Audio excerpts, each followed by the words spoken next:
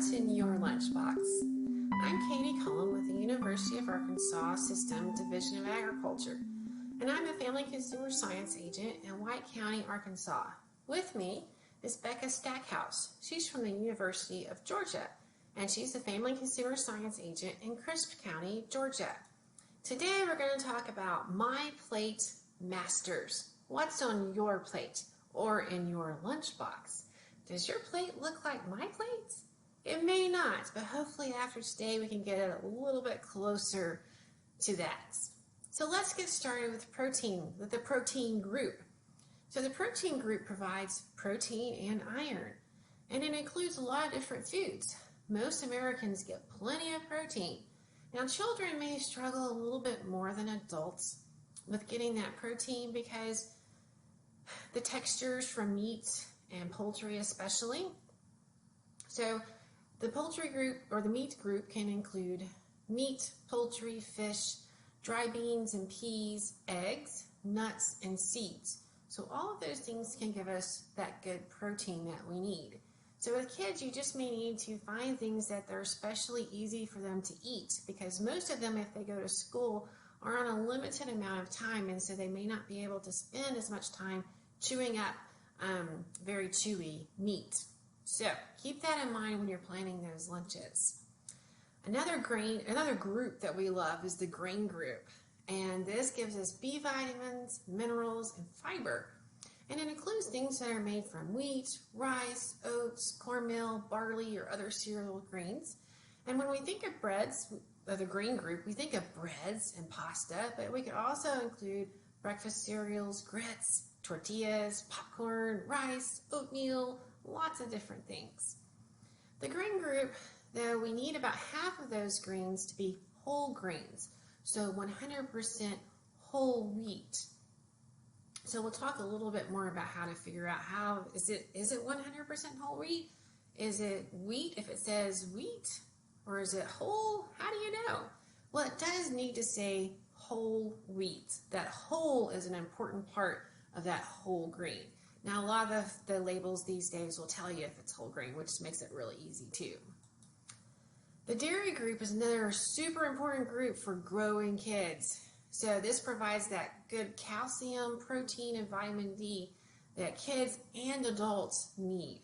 So milk, yogurt, cheese, lactose-free milk, and fortified soy milk and yogurt all qualify as being in the dairy group. So don't forget those things. Now, my favorite group is the vegetable group. The vegetable group gives us fiber, potassium, folate, vitamin A, vitamin C, and anything counts, whether it's a vegetable or a 100% vegetable juice.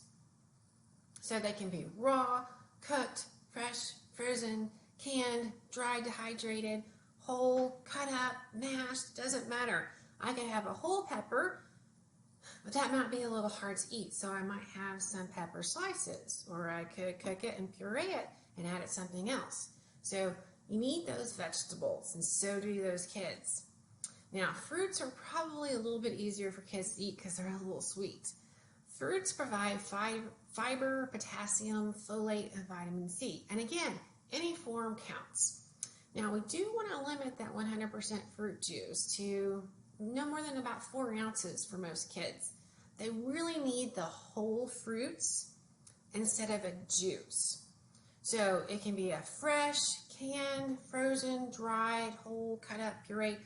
Again, it doesn't matter, but they really do need that whole fruit. That's the preferable way to get it. We also need to limit added sugars, saturated fats, and sodium.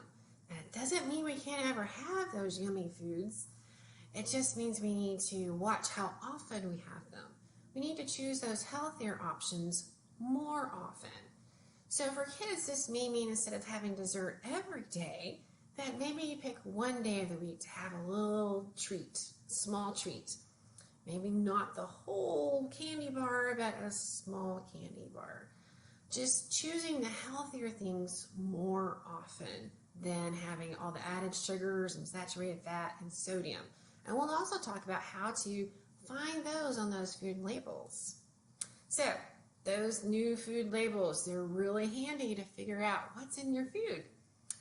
So the serving size has been updated. So it's a more realistic serving size, and it has a larger font, so it's easier to see. This particular label is 2/3 of a cup is the serving size. When you look at the calories, you'll notice that those are also a larger font, so it's easier to see that this particular product has 230 calories in that 2/3 of a cup serving size. The daily values have been updated a little bit, and added sugars are a little bit easier to see. So this particular product has 12 grams of total sugars. That includes naturally occurring sugars and added sugars. But you may notice that there are 10 grams. Most of that sugar is added to the product. So it had some natural sugars, just 2 grams, and they added 10 more to give it that 12 grams of total sugars. So that's really handy to know that there was a lot of sugar added to this product. You can also look at the total fat. You want to limit that line under the total fat that says saturated fat. And you also want to limit the sodium. This one has 160 milligrams, or 7% of the daily value. So on a quick way to tell about those daily values, if it's 5% or less, it's low. If it's 20% or more, it's high. So in this product, the sodium is not low. It's not necessarily high either. But you do notice that the total sugars are 20%. So that's more high in sugars, that particular product. It's also high in calcium because it's 20%. So that's how you can tell what the label is trying to tell you. So how can you eat My Plate? How can you master My Plate at lunch? When my son started kindergarten, we made a list of all the foods in each food group that he likes. We probably need to update it a little bit. Now you may notice that some food groups have more options than others. The fruit has the most things. He likes a lot of different fruits. You can do this too. You can make your own list and have each kid make their list also. That way it's easy to pick and choose. Shop your pantry, your freezer, refrigerator. You may have to repackage a little bit for lunches, but that's okay as long as you're getting those food groups. You can also use leftovers to fill in all those other food groups. So if I have some leftover pizza, I can have that for lunch along with maybe a good vegetable salad and a little fruit, depending on what's on my pizza. Try out something new. I like to try some new vegetable dishes because I really like vegetables, and so lunches are a great time for me to try those out. Combinations count. PB&J is great for a reason. It gives you protein and a grain. Salads are also great because they include vegetables, protein, maybe even dairy, maybe even some grains. Depends on what you put in your salad. So you can make all of your lunches include all the food groups. You may have to work out a little bit, but I bet you can do it. Now I'm going to turn it over to Becca and see what she's got cooked up for us today.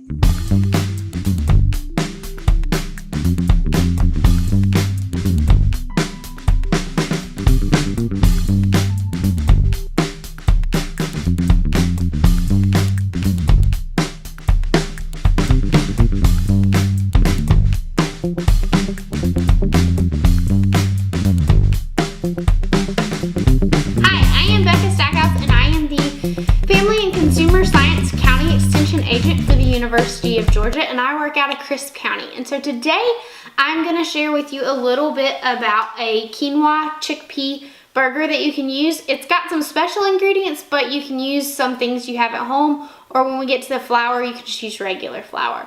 Before you get started, you want to make sure that you wash your hands and wash them before you ever start cooking or touching your food or getting things out. Make sure that you turn your water on, put soap on your hands, and scrub your hands for 20 seconds at least. So I'm going to get started with what's in our recipe. Our first thing in our bowl right here are vegetables. So we've got carrots, peas, and squash that are going to be the start to our quinoa burger.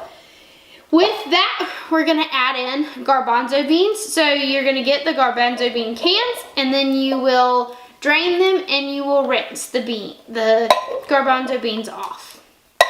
So you're gonna add those to your bowl, set your cans aside, and then we're gonna add our spices in. So our spices, there's a variety of spices in these. You can leave them out if you don't like, but they're what's gonna give the burger flavor. So because we're going in a vegan direction, it's gonna take some nutritional yeast. And if you've never seen what nutritional yeast looks like, this is what you'll be looking for when you're looking on the baking aisle. So you're gonna add the nutritional yeast, and you're adding 2 tablespoons of nutritional yeast to your 2.5 cups of vegetables and your 2 cans of garbanzo beans. Then you're going to add in a teaspoon of cumin. You're gonna add in a teaspoon of garlic. You're gonna add in a teaspoon of chili powder and a teaspoon of paprika. And then you're gonna add in to your taste of salt. So just a couple pinches of salt. And I prefer to use sea salt when I'm cooking. So you're gonna add all that together. And then you are going to just mix your vegetables together and your garbanzo beans together. All until your seasons are mixed together. You've got a good blend. As you're blending it, you're gonna then add your beans and your garbanzo beans and your vegetables in with quinoa and cauliflower. So you're gonna take that and you're going to add in to your bowl your vegetables mixture. So you can use fresh vegetables if you've got them in your refrigerator and need to use them, or I use frozen. So either way, make sure that when you're preparing your vegetables that you rinse them before you use them. If they are fresh, make sure that if you need to use a vegetable scrubbing brush, you do. And so you're just gonna mix it until it is all mixed together. So we've got our mix of quinoa, cauliflower, our vegetables of peas, carrots, zucchini, and we've got our garbanzo beans and our spices all mixed together. So we're gonna take that mixture, and we've got rice flour in here, and we've got a little bit of cornmeal, and so that's gonna be our flour base. But you can also use chickpea flour, just whichever one you can kind of find. So you're gonna take this mixture and you're gonna add it to the flour mixture. So make sure that you got a bowl that's gonna let you mix as you mix each of the ingredients together, and then this will be what turns into your patties. So once we've got everything in the bowl, so we've got our quinoa in here, our cauliflower in here, our peas, our carrots, our zucchini, all of our spices and our flours mixed in, we're gonna need a little bit of water. Now, you see this measuring cup is a liquid measuring cup. So you're gonna want to make sure when you're using liquids, you got a liquid measuring cup. So you're gonna add a little bit in at a time because you're looking for a pancake mix-like consistency. And so if you add too much, you can't go backwards, but we can always keep adding until we get the right consistency. So you're just gonna add a little bit at a time as you look for the right consistency of your burgers. And remember that you're making this for you. So if there's something you don't like, then you can take it. Except some of the flours and the quinoa, because it is a quinoa chickpea burger. So you can add in different vegetables, you can take them out. All depends on what you like. So this is the consistency that you are looking for. So that pancake-like, and that's what's gonna make your burgers. So after you've mixed it all together and have it ready, it's gotta sit for about 10 minutes before we can form the patties.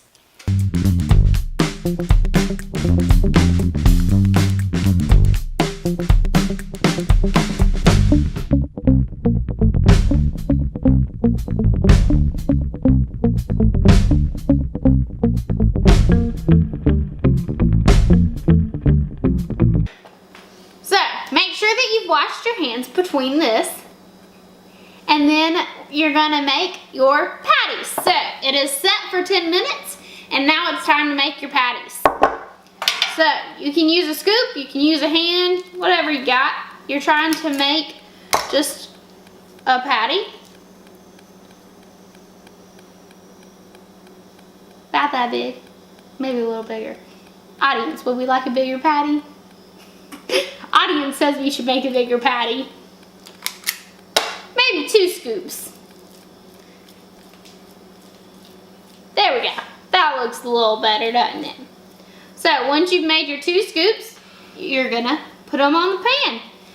So once you get them all put on the pan and all ready to go in the oven, they're gonna cook in the oven.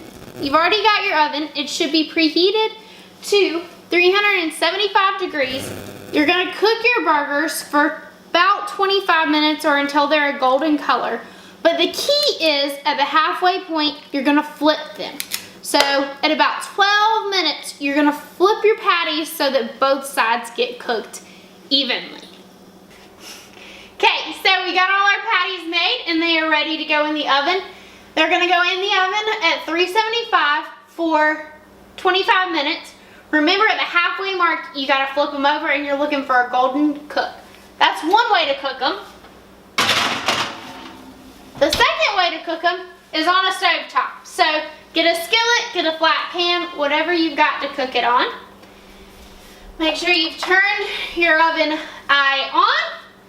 Put a little bit of oil on your pan to grease it. And then let it heat up. So once your pan has heated up, you're gonna add your burgers to it. So take your burgers and you're gonna add them right into the pan. And then you're gonna let them cook. You'll let them cook on one side until it's about golden, and then we'll flip it over and cook it on the other side until that's golden.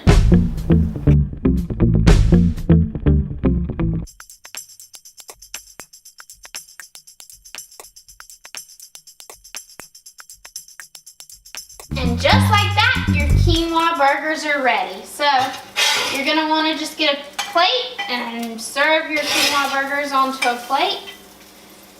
These are gonna be best done either in the oven or on a skillet because kind of on a grill, they'll fall apart and not be able to create their solid, crisp bottoms.